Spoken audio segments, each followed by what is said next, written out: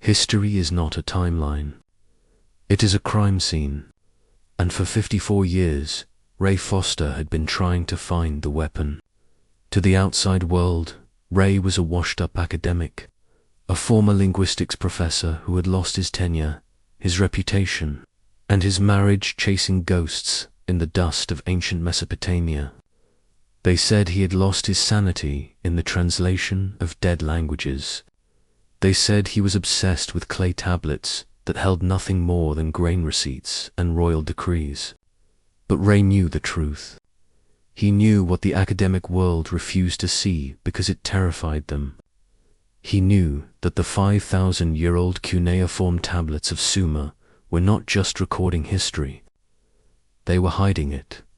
Ray sat in his study, a claustrophobic room in London filled with the smell of stale coffee and old paper. The rain hammered against the window pane, a rhythmic drumming that matched the pounding headache behind his eyes. On the desk before him lay a higher resolution 3D scan of tablet ME37, a relic excavated from the ruins of Eridu. For 3 years, Ray had lived inside this tablet. He had dreamt in cuneiform. He had eaten his meals staring at the wedge-shaped indentations, impressed into the clay by a scribe who had been dead for 5 millennia. He was looking for a pattern, a glitch in the narrative. And tonight, at 3 a.m., amidst the silence of a sleeping city, he had found the lock, but he didn't have the key. The translation was flawless, yet it was nonsense. Ray ran his hand through his thinning grey hair, his eyes red-rimmed and burning. He read the phrase aloud again, his voice rasping in the empty room. Northern breeze 3 times, door opens, stone inside shines, soundless voice speaks. It was maddening. In every other text, the Sumerians were literal pragmatists. They wrote about beer production, about irrigation canals, about the lineage of kings. They didn't write abstract poetry about shining stones and soundless voices.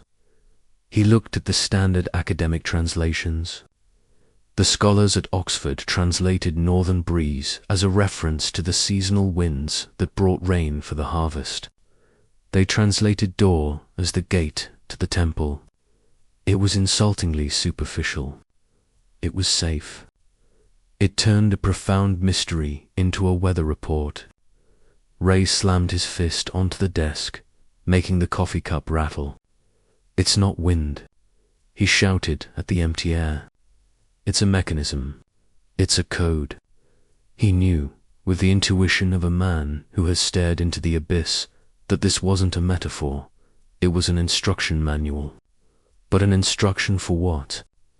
A machine, a weapon, a ritual. The northern breeze was the input. The shining stone was the output. But without the context, without the user manual, Ray was just a caveman trying to unlock an iPhone by smashing it with a rock. The futility washed over him. Maybe they were right. Maybe he was just a crazy old man looking for magic in a pile of ancient mud.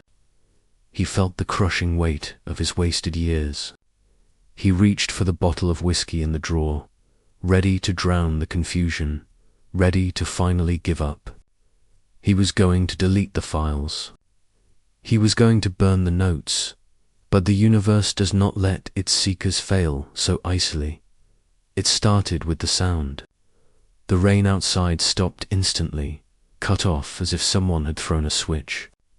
The hum of the refrigerator, the distant traffic of London, the ticking of the clock, all of it vanished into a vacuum of absolute, ringing silence. The air in the study dropped 20 degrees in a second. Ray's breath plumed in front of him in a white cloud. He froze, the bottle hovering halfway to his glass. The shadows in the corner of the room began to warp.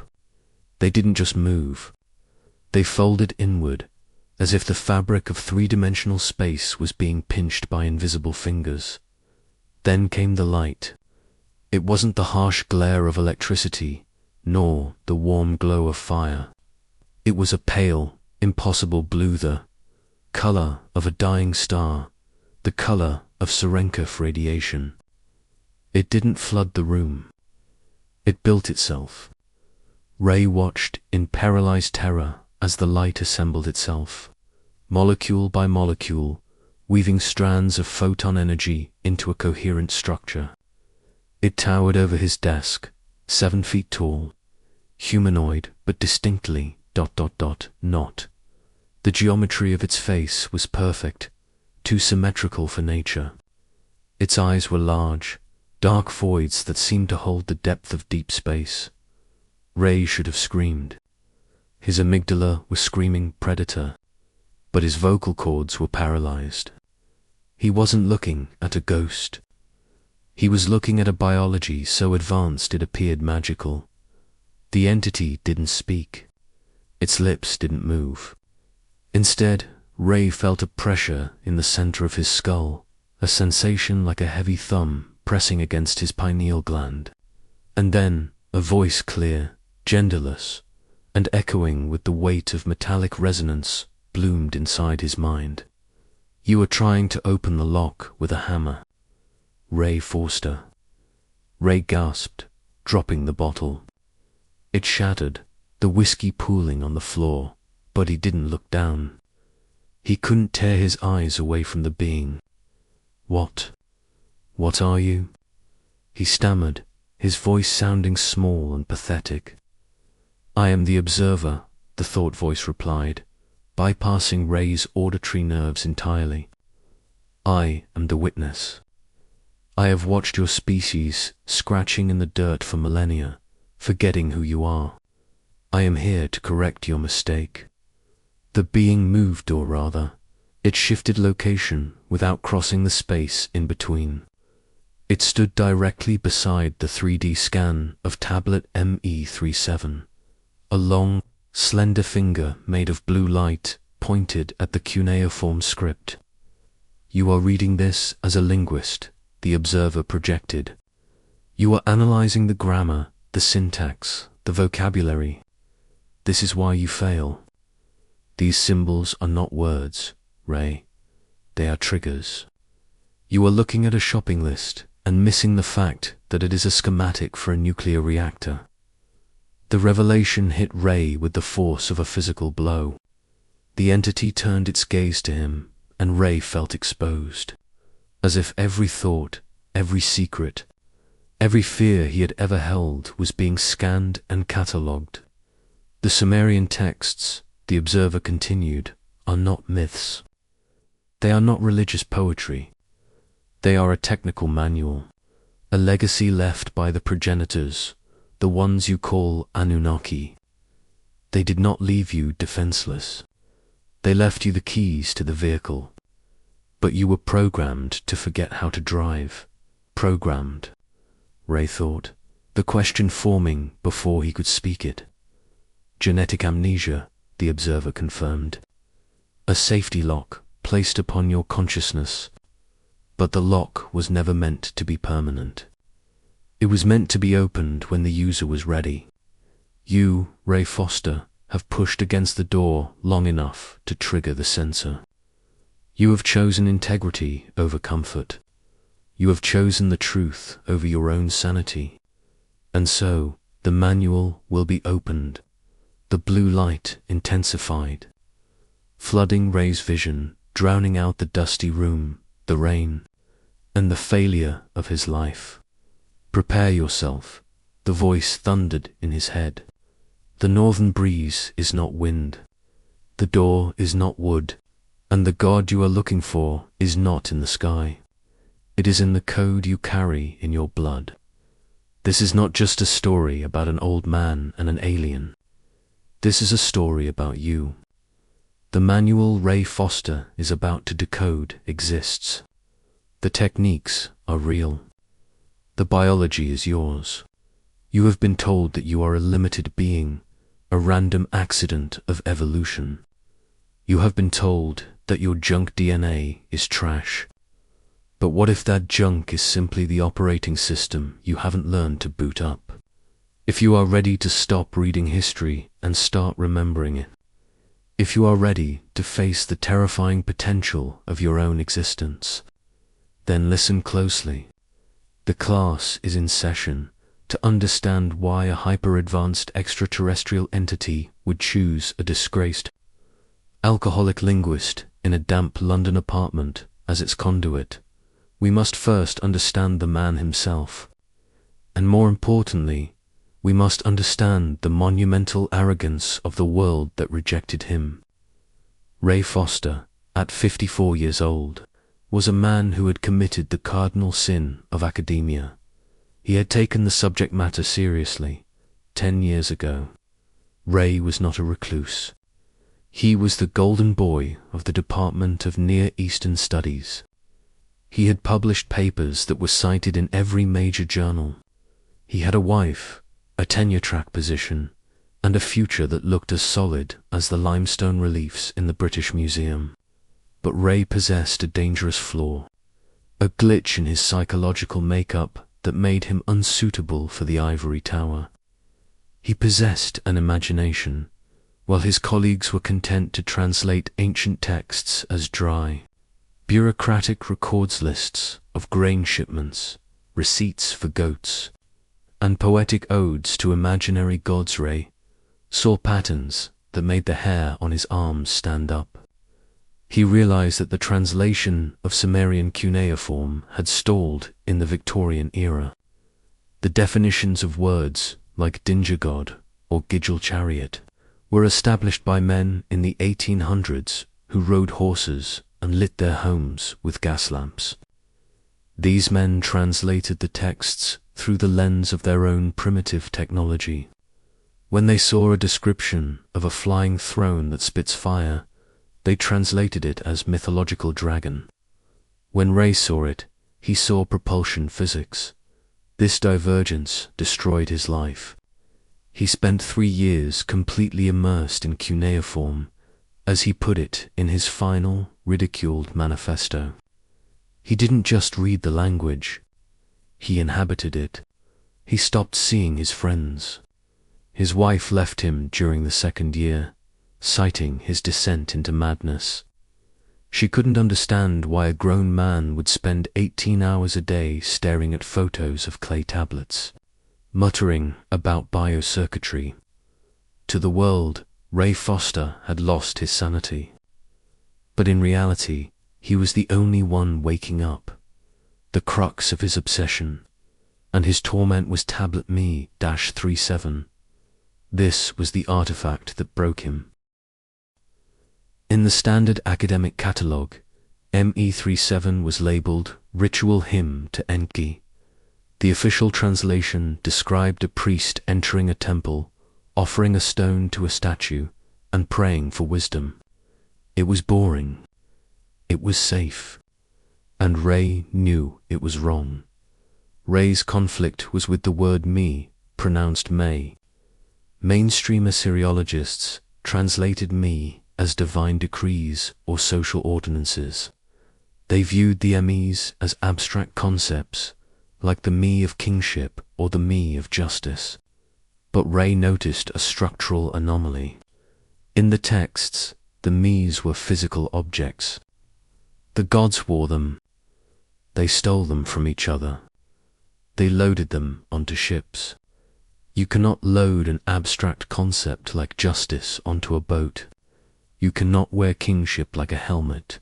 Ray's radical theory, the one that got him laughed out of the university. Was that me translated to module or program? They were physical devices, data storage units, or microchips that contained the information to run a specific aspect of civilization. When Inanna stole the MEs from Enki, she wasn't stealing ideas. She was stealing the hard drives. She was downloading the software for civilization. This insight turned the ritual hymn of Me-37 into something else entirely. It wasn't a prayer. It was a user manual. The text didn't say, "Oh great Enki, give me wisdom." It said, "Insert the module. Verify the sequence. initiate the download. But here was the wall. Here was the trap that Ray had walked into. He had the intellectual capacity to see the code, but he lacked the biological interface to run it.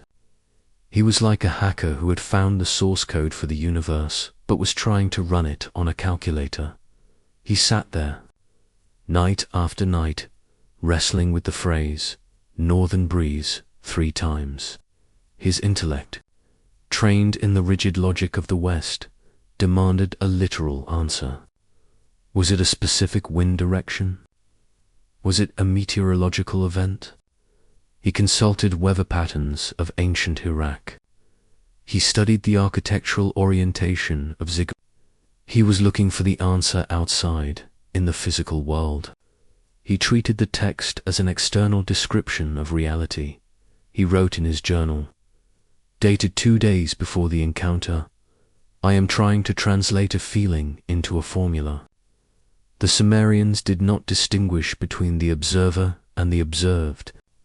To them, the wind was not just air moving. It was a force they interacted with. I am failing because I am too logical. I am dissecting a frog to find out how it sings, and in the process, I am killing the song.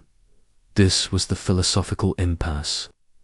Ray realized that the translations were insultingly superficial, not just because the words were wrong, but because the entire paradigm of modern thought was wrong.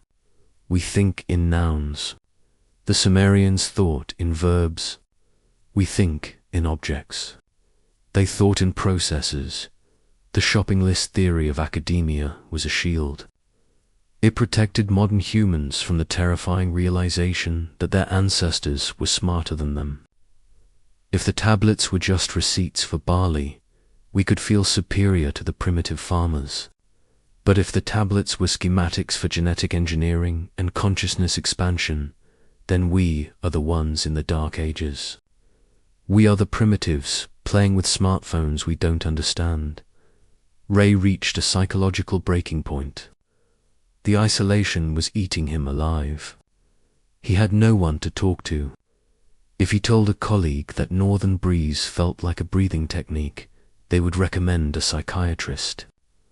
The dissonance between what he knew to be true in his gut and what he could prove with his data was tearing his mind apart. He began to doubt his own reality. Maybe I am crazy, he thought. Maybe I'm just a lonely old man projecting his desire for meaning onto a pile of dead rocks. He looked at the tablet, and for the first time in 3 years, it just looked like clay. Just dirt. The magic was fading, replaced by the cold, hard grey of depression. He seriously considered giving up. He had the delete confirmation box open on his computer screen, ready to wipe the thousands of pages of notes, the 3D scans, the lexicon he had built. He was ready to surrender to the mediocrity of the world. He was ready to admit that the door was just a wooden gate and the shining stone was just a piece of polished quartz. It was this moment of total surrender, absolute zero of the ego, that made him visible, you see. The Anunnaki technology doesn't respond to ambition. It doesn't respond to greed. It responds to resonance. By stripping himself of his academic pride, by admitting his logical mind was insufficient, Ray had inadvertently entered the state of empty vessel. He had stopped trying to conquer the text and had surrendered to the mystery of it. He didn't know it, but he had just passed the entrance exam. The northern breeze wasn't waiting for a weather change. It was waiting for a mind that was quiet enough to feel the draft. Ray Foster was about to find out that the library he had been studying was not in the clay. It was in his blood. And the librarian was about to clock in. The transition from the mundane to the impossible was violent in its absolute silence. One moment, Ray Foster was a man drowning in the microscopic misery of a failed life, the smell of stale whiskey stinging his nose. the rhythmic, mocking drumming of the London rain against the window pane, the hum of the refrigerator that sounded like a dying insect. He was a portrait of defeat, a man ready to burn his life's work. The next moment, reality itself seemed to hold its breath. The rain outside didn't just stop, it was deleted. The ambient sounds of the city were severed, as if a cosmic sound engineer had cut the cable. The air in the study, previously stale and warm with the heat of the radiator, instantly dropped 30 degrees, freezing the moisture in Ray's breath into a sudden, hanging fog that obscured his view of the bookshelf. It began in the corner of the room, near the dusty stack of the Assyrian dictionary. It wasn't a ghost. Ray knew ghosts. They were the shadows of the past that haunted his memories. The echoes of his wife leaving, the laughter of the colleagues who mocked him. This was something entirely different. This was an intrusion of the future. The darkness in the corner began to warp, folding inward as if the fabric of three-dimensional space was being pinched by invisible fingers. Then came the light. It was a color Ray had never seen in nature. Pale, radioactive blue, distinct and sharp, reminiscent of Serenkov, radiation in a nuclear reactor's core, but possessing a terrifying stability. It didn't flood the room like a lamp.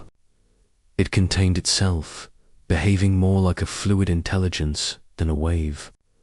Ray sat paralyzed, his heart hammering a frantic rhythm against his ribs as he watched the impossible unfold. The light began to construct a form. It was not a magical apparition. It was a high-sped biological assembly.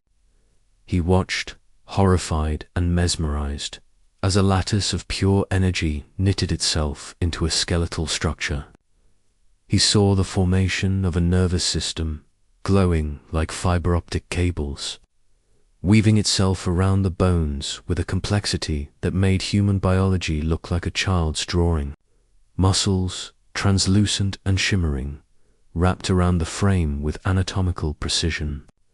Finally, a skin-smooth, grey-blue and flawless draped over the entity, solidifying into a physical presence. The being that stood before him was 7 feet tall. Its proportions were unnerving: limbs slightly too long, fingers tapering into elegant points, a head that held a geometry too symmetrical for Earth. It occupied the space with a density that was palpable. The air pressure in the room spiked, making Ray's ears pop. This was a creature of immense mass and energy, standing on a Persian rug in a London apartment, vibrating with a hum that Ray could feel in the fillings of his teeth. Ray's reptilian brain, unchanged since the Stone Age, screamed predator. His academic mind screamed impossible. The conflict between the two paralyzed him. He sat, gripped by the arms of his chair, his knuckles white, staring at the violation of his reality. He opened his mouth to scream, to ask, to beg for his life, some primitive vocalization, to acknowledge the monster in the room. Do not use your tongue. The command didn't come from the entity's mouth. It didn't travel through the air.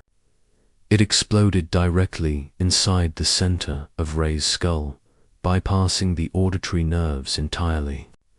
It was a sensation of absolute intrusion, like a cold spike driven into his frontal lobe, yet strangely painless. It was a direct injection of pure meaning, a data packet unzipped instantly in his consciousness. Ray gasped, clutching his head, the whiskey bottle slipping from his numb fingers and shattering on the floorboards, though the sound seemed miles away. The voice was genderless, metallic, and carried the weight of a collapsing star. It wasn't just words. It was a frequency that commanded obedience. Along with the sentence, Ray received an image of his own vocal cords, crude, flapping strips of meat hand, a feeling of profound inefficiency. Your biological language is too slow, the entity continued, the mental voice expanding to fill every corner of Ray's consciousness, drowning out his own internal monologue. It is a clumsy tool for primitive signaling. We speak with the spark. We speak with the frequency of thought. The entity stepped forward.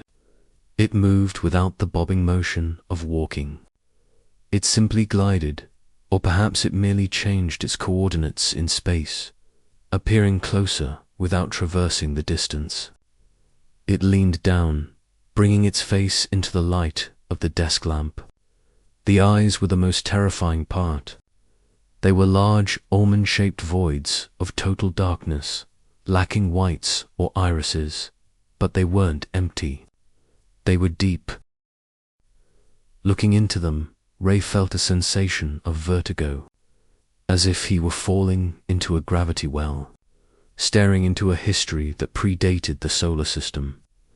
I am not a hallucination, Ray Foster, the entity projected, its thoughts resonating with a clinical, almost professorial authority. I am the observer. I am the scholar.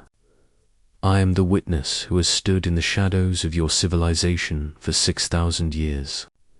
I watched the first clay tablet being pressed in Eridu. I watched your priests mistake our technology for magic. I am here now because the cycle is closing. Ray's mind raced, thoughts colliding in panic. Is this God? Is this a demon? Am I insane? Have I finally cracked? I am neither God nor demon, the observer replied instantly, answering Ray's unvoiced thoughts as if reading a billboard.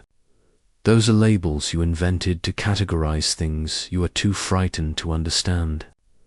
I am a biologist. I am an engineer. And you are the specimen. The sheer absurdity of the situation broke through Ray's fear. He looked at the whiskey pooling on the floor, then up at the alien. A hysterical laugh, jagged and broken, bubbled up in his chest. Why, why me? Ray whispered, defying the instruction to remain silent, his voice sounding small and pathetic in the heavy, electrified air. Look at me. I'm a drunk. I'm a disgrace. I lost my tenure. I lost my wife. I'm nobody. If you want a scholar, go to Oxford. Go to Harvard. Why come to a hole like this? The observer straightened up, its dark eyes narrowing slightly, a gesture of microscopic emotional adjustment. We do not choose based on the accolades of your broken society. The entity projected, and for the first time, there was a tone of disdain not for Ray, but for the world Ray lived in. You ask why you? You are here because you have failed. Ray flinched as if struck. Success in a sick society is a sign of illness, the observer declared, the telepathic voice thundering like a gavel. The scholars at Oxford are blind. They are comfortable. They translate the texts to fit their safe, linear view of history.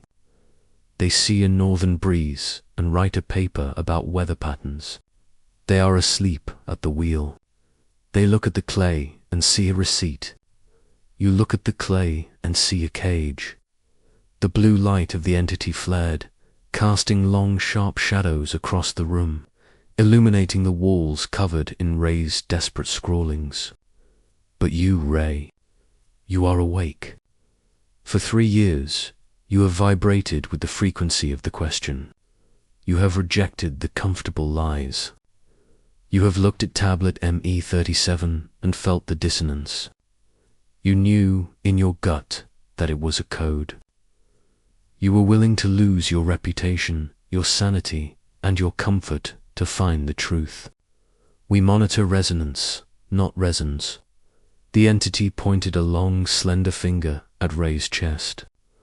Ray felt a warmth spread there, a physical resonance that vibrated in his sternum. Your desperation was a beacon.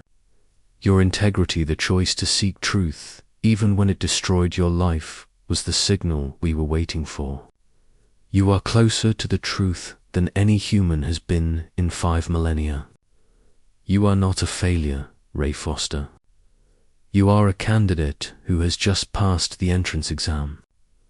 I have not come to save you. I have come to correct your translation. I have come to give you the key.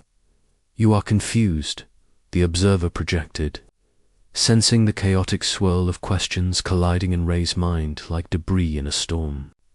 You are looking at the 3D scan on your desk, and you see a religious artifact. You see a prayer to a sky god.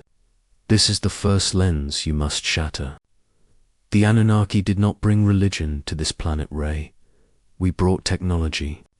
But your species, in its infancy, could not distinguish between a schematic and a scripture. When we spoke of raising the frequency, your ancestors heard praising the heavens. When we spoke of activating the biocircuitry, they heard worshipping the divine. You have spent 5,000 years worshipping the user manual instead of reading it. The entity moved its hand, a gesture of liquid, lightened the holographic projection of tablet ME37, expanded in the air between them, hovering like a ghost. The wedge-shaped cuneiform symbols began to glow and rearrange themselves, detaching from the clay and floating as pure data. The text is not poetry. It is code. It is spiritual technology encoded. Just as you write code in C++ or Python to instruct a computer, these symbols were written to instruct the human nervous system. But here is the fatal error of your academia. You study the paper, but you ignore the machine. The observer stepped closer, its presence overwhelming the small, dusty room. The blue light casting long shadows that seemed to stretch into infinity. The tablet is just a map. The voice thundered in Ray's skull, vibrating against his pineal gland. A map is useless if you do not step onto the territory. And the territory, Ray, is the body. You are the hardware. The Anunnaki did not leave you empty-handed. They left the instructions carved in stone, but they left the mechanism woven into your very blood. The northern breeze is not a wind that blows through the reeds of Babylon. It is a biological function. It is a specific flow of ionization that you can trigger with your breath. But you have forgotten how to breathe. You have been running your sophisticated biological vessel on emergency power for millennia. Ray looked down at his own hands, his mind struggling to grasp the magnitude of the shift. The veins in his wrists looked different. No, not just biological plumbing, but wiring. But why hide it? Ray asked, his curiosity overriding his terror. If this is a manual for upgrading ourselves, why write it in riddles? Why northern breeze and shining stone? Why not just say, breathe deep and focus on the brain? Why wrap the truth in so much metaphor that we missed it for 5,000 years? The entity's light pulsed, shifting from pale blue to a stern, royal violet. Because knowledge without ethics is a weapon, the voice exploded, carrying the force of a moral judgment that spanned galaxies. This is the encryption. The Anunnaki knew that your species is volatile. You are a child playing with a loaded gun. If we wrote the instructions plainly, if we said, do X to unlock God mode, the tyrants, the warlords, and the greedy would have used it to enslave the planet thousands of years ago. They would have built armies of super soldiers. They would have weaponized the frequency. The observer leaned in, its void-like eyes locking onto Ray's soul. This is the ethical filter. The instructions were deliberately encoded in metaphors of nature, wind, water, stone, because these metaphors require a certain level of consciousness to decode. A tyrant looks at northern breeze and sees weather. He dismisses it as useless poetry. A mystic, a seeker with a pure heart, looks at northern breeze and feels energy. The code protects itself. Only those who approach the text with soul sight, with experiential wisdom, rather than intellectual greed, can unlock the mechanism. Ray, you were not chosen because you are the smartest linguist. You were chosen because you were desperate enough to abandon your ego. You stopped trying to conquer the text and allowed yourself to feel it. That was the key. The entity paused, allowing the weight of the revelation to settle before delivering the final, shattering truth.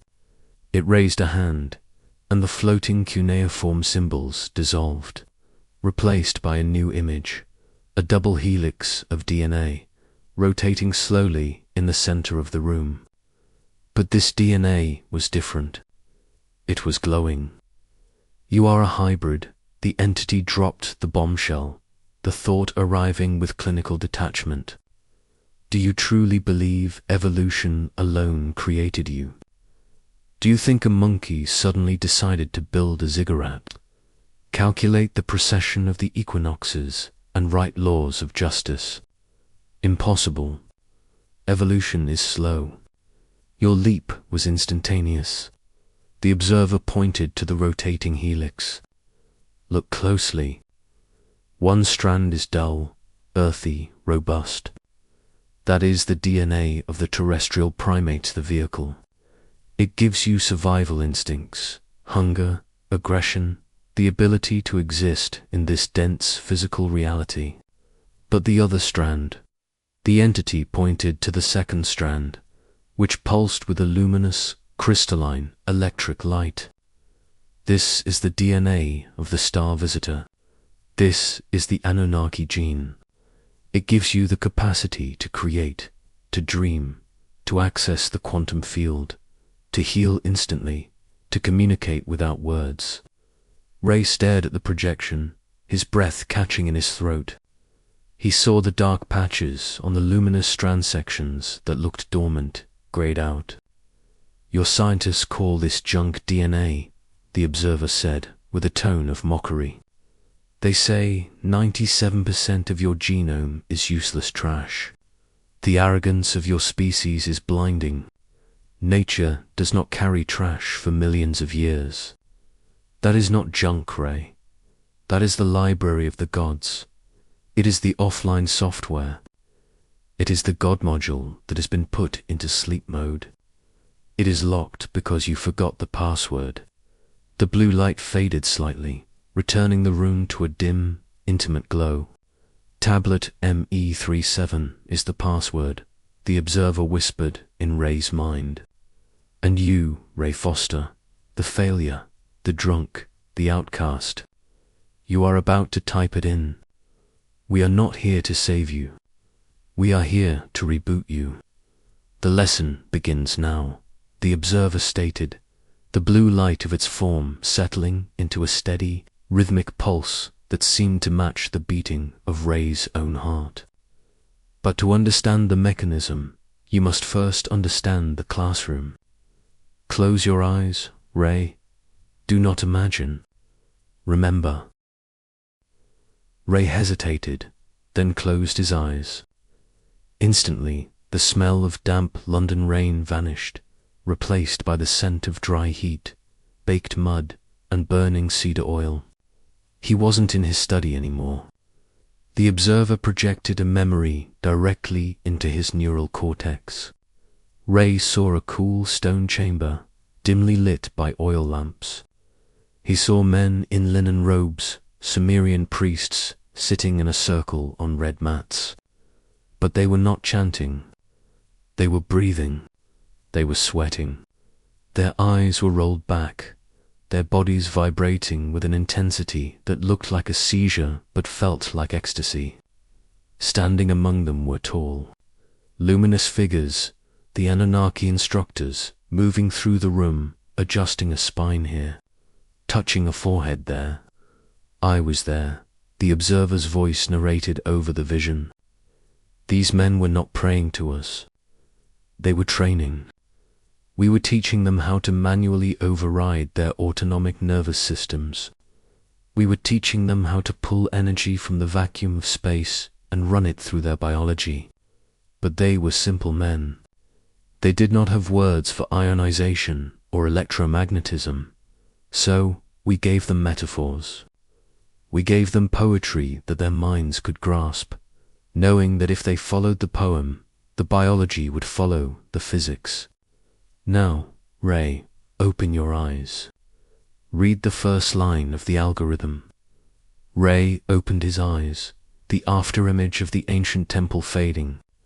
He looked at the 3D scan of tablet ME37, Northern Breeze 3 times.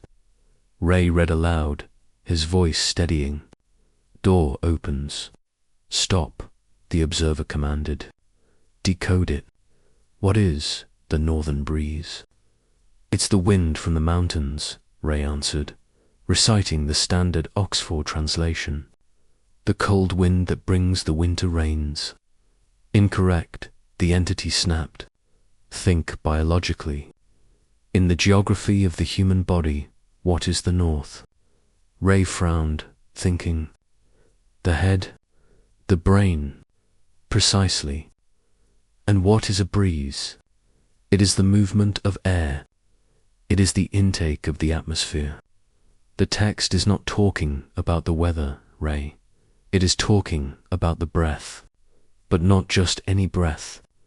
The northern breeze refers to the intake of prana, the life force energy that permeates the cosmos centering through the nasal cavity, which is the direct channel to the brain. The observer moved closer, pointing to Ray's face. Your scientists think breath is just oxygen exchange. This is primitive. Breath is a voltage regulator.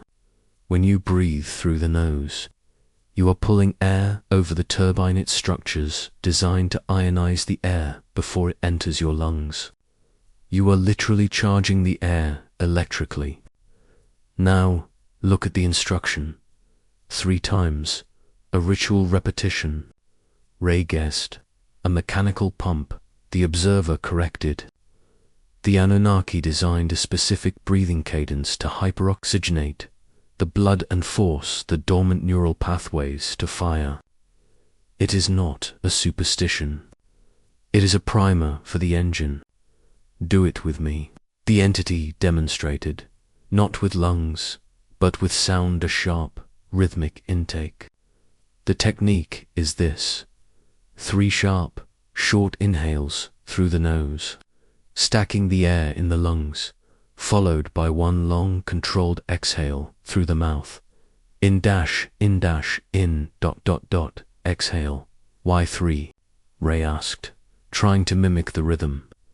The first inhale alerts the sympathetic nervous system, the observer explained with surgical precision. It creates a stress spike, waking up the body. The second inhale expands the diaphragm, forcing oxygen into the lower lobes of the lungs where blood flow is richest. The third inhale. This is the key. The third inhale pressurizes the system. It pushes the cerebrospinal fluid up the spine, creating a hydraulic pressure against the pineal gland.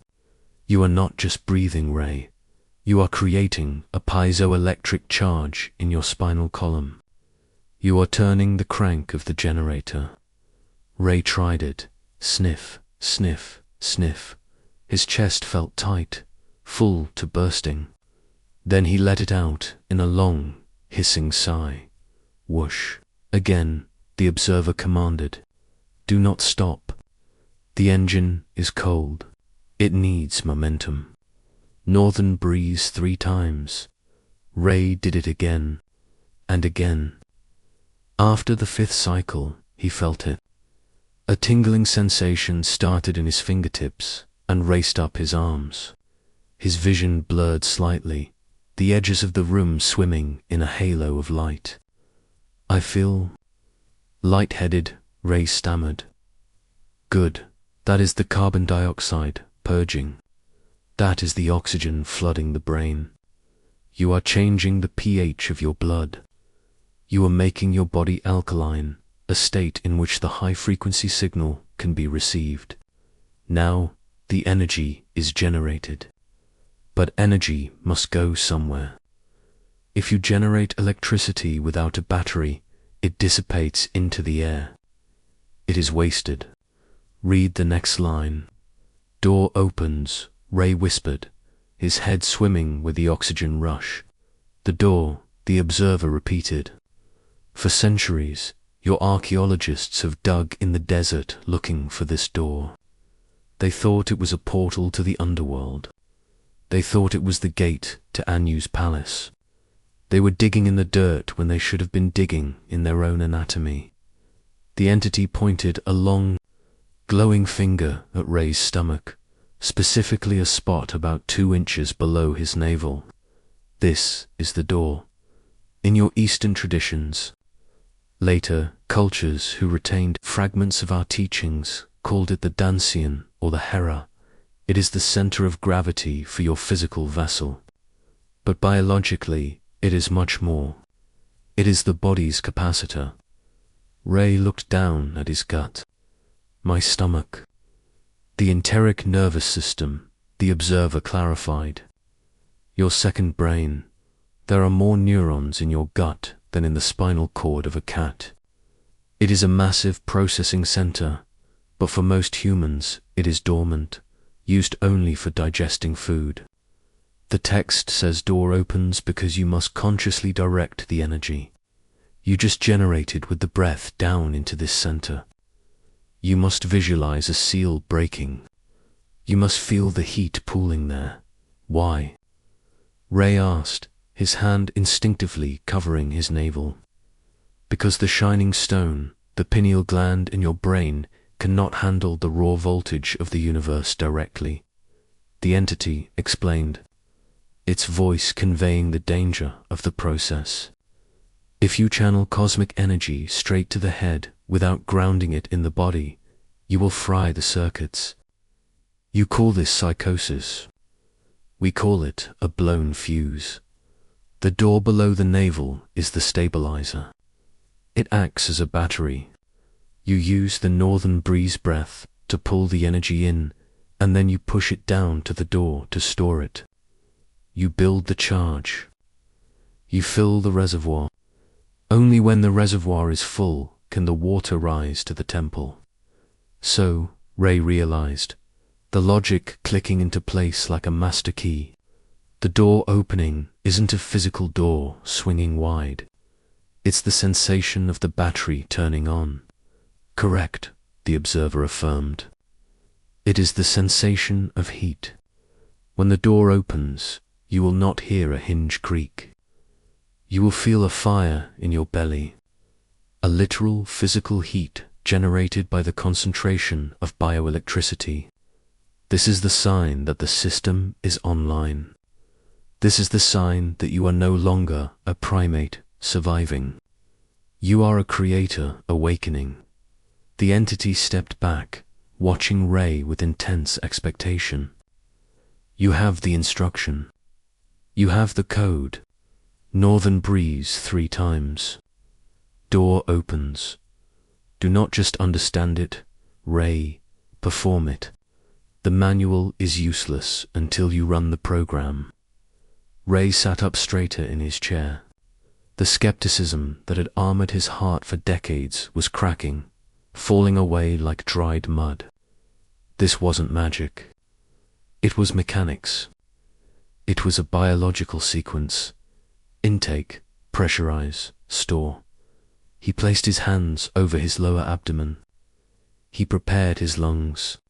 He wasn't praying to Enki anymore. He was rebooting the system. You have charged the battery, the observer stated, looking at Ray's hands pressed against his lower abdomen. But a battery sitting on a shelf does no work. Energy must flow. It must have a destination. Read the next line of the code. Ray took a breath, his voice steady now, grounded by the heat radiating in his gut. Stone inside shines. This is the phrase that baffled your translators for a century, the entity said, pacing the small room.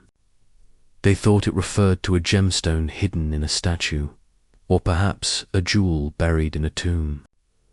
They were looking for treasure in the ground, Ray. They should have been looking in the center of the human brain. The observer tapped the center of its own forehead, slightly above the brow line. The stone is the pineal gland. Your modern medicine dismisses it as a vestigial organ, a useless pea-sized gland that regulates sleep. This is a deliberate suppression of knowledge. In the ancient Sumerian texts, we called it the Shamash, the sun stone. Why stone? Because biologically it is filled with water and microcrystals. Calcite microcrystals. Do you know what happens to a crystal when you apply pressure to it, Ray? Ray's engineering knowledge flickered to life. Piezoelectricity, he whispered. If you squeeze a crystal, it generates an electrical charge. Asterisk, precisely, the observer confirmed, the approval radiating like a warm wave. And how do you squeeze a gland that is encased in the skull? You use the fluid. Remember the breath.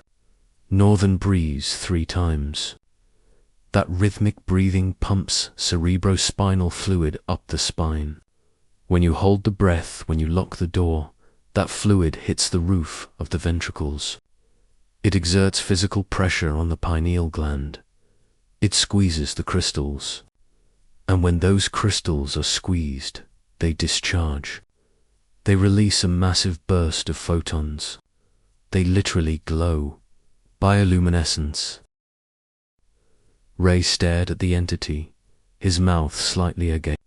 So stone inside shines. It's not a metaphor. It's a literal description of a biological event. My brain lights up. Like a lighthouse in the dark, the observer said. And when the stone shines, the receiver turns on. This leads to the final instruction. Soundless Voice speaks. The entity leaned in close, its voice dropping to a conspiratorial whisper that echoed in the silence of the room. This is the part that terrifies your scientists. They believe the brain is a generator of consciousness, like a factory that makes smoke. They are wrong. The brain is not a factory. It is a television set. It receives the signal. The soundless voice is not a hallucination. It is telepathy. It is the ability to tune into the broadband frequency of the universe. You mean, I could hear thoughts? Ray asked, glancing at the alien. You are hearing mine right now, are you not? The entity challenged. You are not using your ears. You are using the stone. When the pineal gland is activated by the piezoelectric charge, it becomes a superconductor. It opens a channel to the quantum field. The soundless voice is the data of the cosmos intuition. Remote viewing, ancestral memory, and direct communication with other intelligences flooding into your conscious mind. It is the internet of the stars, Ray, and you have been walking around in airplane mode for your entire life. Ray felt a chill run down his spine. The implications were staggering.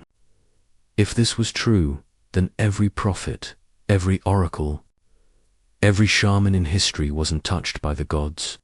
They were just technicians who knew how to turn on the Wi-Fi.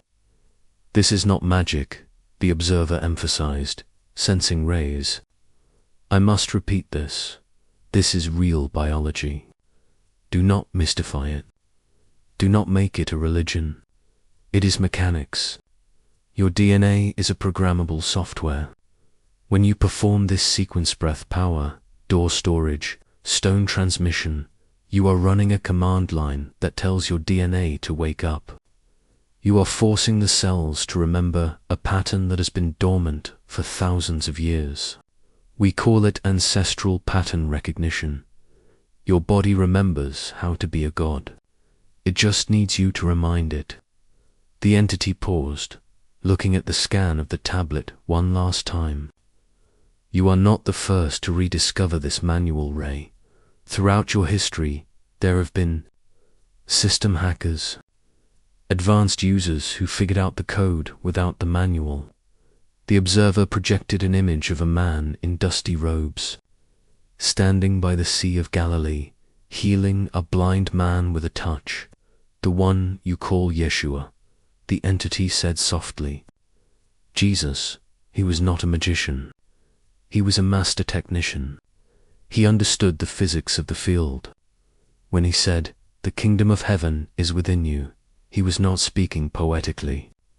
He was pointing to the door and the stone. He was trying to tell you that the technology to heal the sick, to move mountains, to transcend death, it is built into your chassis.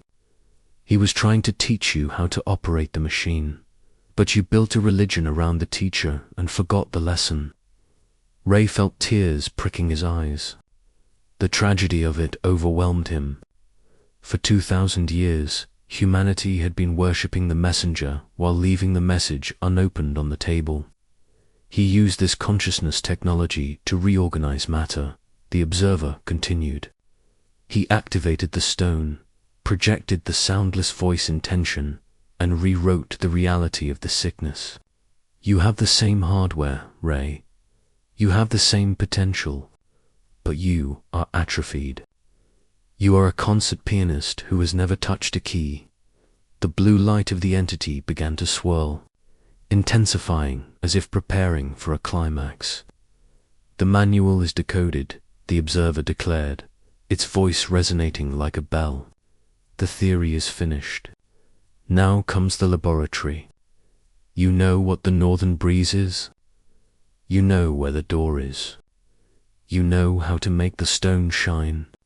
The question is no longer what it means. The question is, are you brave enough to turn it on? Ray looked at his hands, then at the empty space where the gods used to be. He realized he was done looking for answers in the dust. The excavation was over. The activation was about to begin.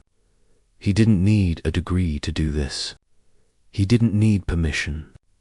He just needed his breath, his gut, and the courage to face the light inside his own head. "I'm ready," Ray whispered. "Then assume the position," the observer commanded. "Spine straight. Chin down. Close your eyes. Let us see if this old engine can still fly." Ray Foster sat on the edge of his worn leather armchair, the dust motes dancing in the beam of the alien light. He felt ridiculous. He felt terrified. He was a 54-year-old man with a bad back, high blood pressure, and a liver scarred by cheap whiskey, about to attempt a procedure that belonged in a science fiction novel. But looking at the observer, the towering, silent witness made of blue starlight tray, realized he had run out of other options. The logic of his world had failed him. It was time to trust the logic of the stars. Spine straight, the observer's voice guided, not from the room, but from the center of Ray's mind. Your spinal column is the antenna. If it is bent, the signal Chin down, open the back of the neck. You are creating a straight line from the base of the spine to the center of the brain. A clear channel for the fluid. Ray adjusted his posture. He closed his eyes. The darkness behind his eyelids was usually filled with the static of anxious thoughts, unpaid bills, regrets, loneliness. But today, the presence in the room acted like a jammer, silencing the noise. "Begin the northern breeze," the command came. Aggressively. "Do not sip the air. Seize it." Ray began the sequence. Sniffs, niff, 3 sharp, percussive inhales through the nose. He felt the air rushing over his turbinates, cold and sharp. Then the release. Whoosh, a long, controlled exhale through the mouth. Sniff, sniff, exhale. At first it felt purely physical. He felt lightheaded. His lungs burned. The old panic rose in his chest. Hyperventilation. Is this safe? But the observer's presence was a steadying weight. Push through the dizziness, the entity instructed. That is the brain waking up from an oxygen famine. Continue. Build the pressure, Ray continued. 10 cycles. 20 cycles. The rhythm became a trance. The sound of his own breath filled the room like a steam engine picking up speed. And then the physiology began to shift. It started in his hands. A tingling sensation, like electric ants, marched from his fingertips up his forearms. It wasn't the numbness of poor circulation. It was a vibration. It felt as if his hands were buzzing at a frequency higher than the rest of his body. The blood is alkalizing, the observer noted clinically. The resistance in your nervous system is dropping. Now, direct the charge. The door opens. Ray focused his attention on the spot 2 inches below his navel. In his mind's eye, he visualized a heavy iron seal. With his next inhale, he didn't just pull air into his lungs. He imagined he was pulling lightning down from the sky, through his head, and slamming it into that seal. Thump. He felt it. Not a metaphor. A physical sensation of heat bloomed in his lower abdomen. It wasn't the warmth of digestion. It was a concentrated, radiating heat, like he had swallowed a hot coal. The heat began to swirl. It felt heavy, liquid, and incredibly real.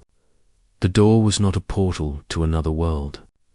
It was a storage tank, and for the first time in Ray's life, the gauge was moving off empty. The battery is charging, the voice whispered. Hold the charge. Do not let it dissipate. Now, ...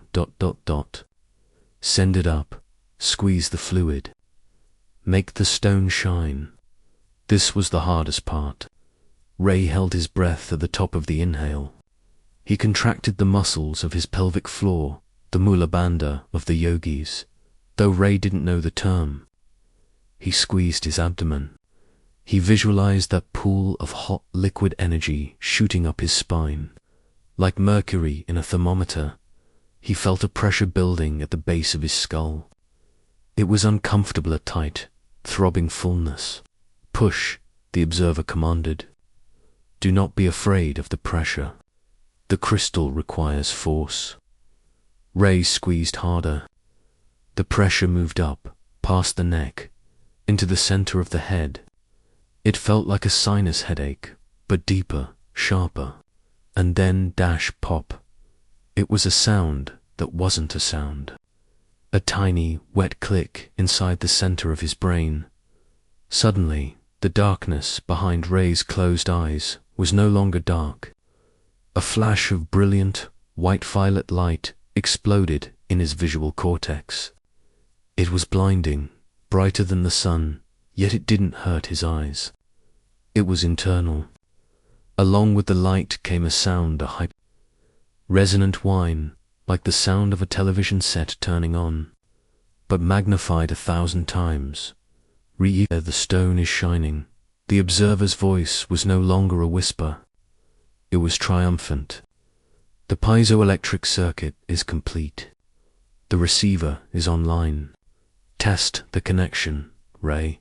Speak. Ray didn't open his mouth. He didn't move his tongue. He focused on the white light in the center of his head. He gathered his intent, molding his consciousness into a single, clear thought. He didn't ask a question. He didn't beg. He simply broadcast his existence. I am here. He pushed the thought out into the void, aiming it at the blue presence standing in front of him. For a second, there was silence. Then, a sensation washed over Ray that brought him to his knees. It wasn't a voice. It was a wave of pure emotion recognition, validation, and vast ancient amusement crashing into his mind. I hear you, Ray Foster, the observer replied. The signal is weak, static-filled, and crude. But it is clear. You have just consciously transmitted a thought for the first time in 5,000 years. Welcome back to the network. Ray gasped, his eyes flying open. The room looked different. The colors seemed sharper, more saturated. The edges of the books on the shelf seemed to vibrate. He looked at the alien, and for a fleeting second, he didn't just see the grey skin. He saw the field of energy around it, a shimmering aura of complex geometric patterns. He was seeing with the stone. The connection is established, the observer said, its form beginning to fade, the blue light dimming as if conserving power. You have done the work. You have turned the key. Now, observe the vessel. Ray slumped back in the chair, exhausted, sweat soaking his shirt. He felt drained, yet electrically alive. The adrenaline crash was imminent, but as his heart rate slowed, he noticed something. Or rather, the absence of something. His back. For 10 years. Ray had lived with a constant, dull throb in his lumbar spine, the result of hours hunched over desks and cheap mattresses. It was his constant companion, a background noise of pain that rated a 4 out of 10 on a good day. It was gone. Ray shifted in the chair. He twisted his torso. He waited for the familiar catch, the sharp stab of nerve pain. Nothing. There was only hitter pleasant. Fluid warmth circulating where the stiffness used to be. My back, Ray whispered, touching his spine. The pain is gone. You flooded the system with high-frequency electrons, the observer explained, its voice growing distant. Disease is low voltage. Pain is blockage. When you activated the generator, you flushed the circuitry. You did not perform a miracle, Ray. You performed maintenance. You reintroduced the ancestral current to a withered system. The body knows how to repair itself. It simply lacked the power supply. Ray stood up. He felt lighter. Not metaphorically, he physically felt less dense. The gravity of Earth seemed to have lost its grip on him. He looked at his hands. The tremor, the slight shake he had developed from years of alcohol abuse, was gone. His hands were steady as stone. This is the healing you seek, the entity continued. It is not a gift from me. It is a consequence of the activation. When the voltage of the cell increases, regeneration accelerates. If you continue the practice, if you open the door and shine the stone daily, you will see changes that your doctors cannot explain. Your organ function will optimize. Your telomeres will lengthen. You will not just stop aging. You will begin to inhabit time differently. Ray walked to the window. The rain had started again, but it looked beautiful now, each drop a prism of light. He realized that the cure he had been looking for wasn't in a bottle, and the truth wasn't in a library. It was all internal mechanics. He had been driving a Ferrari in first gear his entire life, complaining that it was slow. Now he had found the gear stick. This is only the beginning. The observer's voice was a faint echo now, fading back into the quantum foam. You have opened the first door. There are 7. But be warned, Ray Foster. Once the eyes are open, they cannot be closed. You can never go back to the sleep of the ignorant. You are awake now. And the world needs you to stay awake. Ray smiled. It wasn't the cynical smirk of the academic, nor the drunken grin of the defeated. It was a smile of profound, terrifying clarity. He looked at the reflection of his face in the dark window. He looked older, tired, yes, but the eyes staring back at him were not the eyes of a victim. They were shining. I understand, Ray said to the empty room.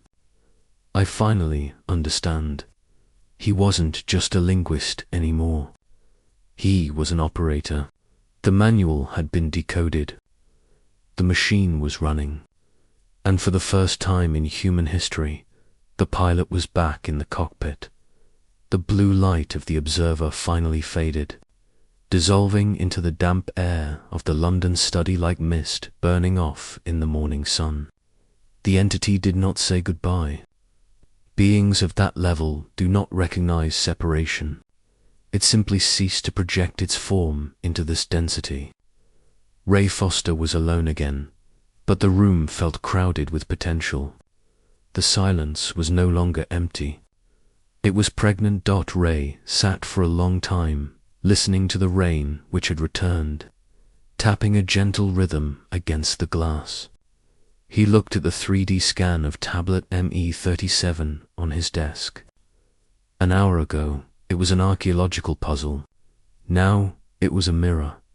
Before the observer departed, it had left Ray with one final, staggering downloader glimpse into the level 2 of human activation. The entity had called it numb. Lou, what you have done today is merely the ignition the observer had projected. You have turned on the engine, but the vehicle is capable of flight. The entity revealed that there were other tablets, other codes, hidden in the plain sight of museum exhibits around the world. Tablet ME37 was just the starter manual. There were instructions for conscious cellular regeneration. The Anunnaki didn't just design humans to survive for 70 or 80 years. That was the slave mode limit, a restriction placed on the hardware during the era of the mines. The king mode, the original blueprint, was designed for spans of 200 to 300 years.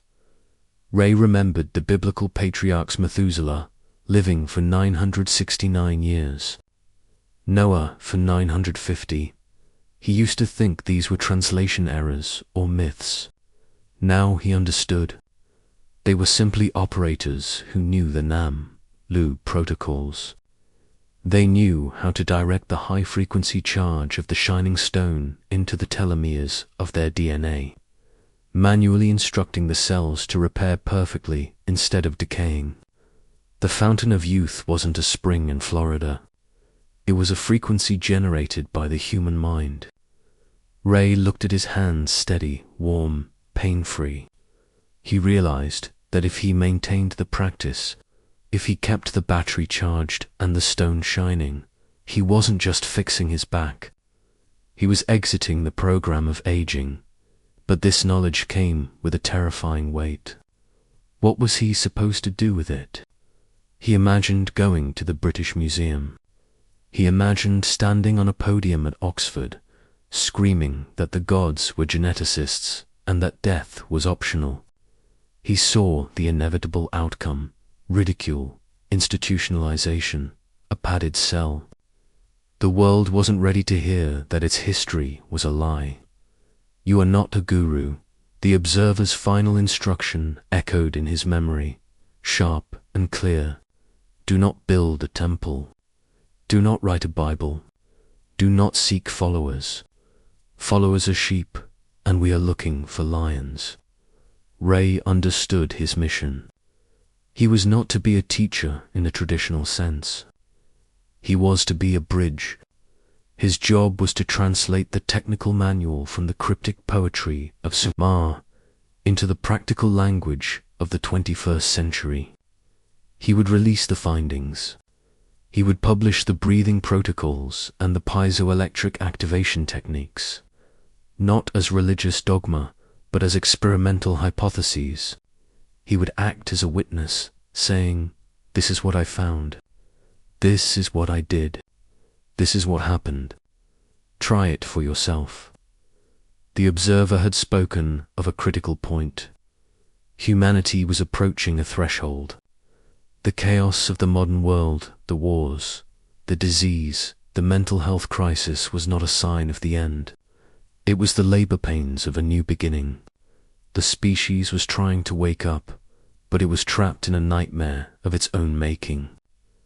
The star visitors were returning, not to save humanity with spaceships, but to facilitate the awakening of the dormant DNA. They were waking up the system hackers' first, people like Ray. People like you, so that when the wave hits, there would be anchors to hold the frequency. Ray stood up and walked to his bookshelf. He pulled down a copy of his old dissertation, the one that had ruined his career.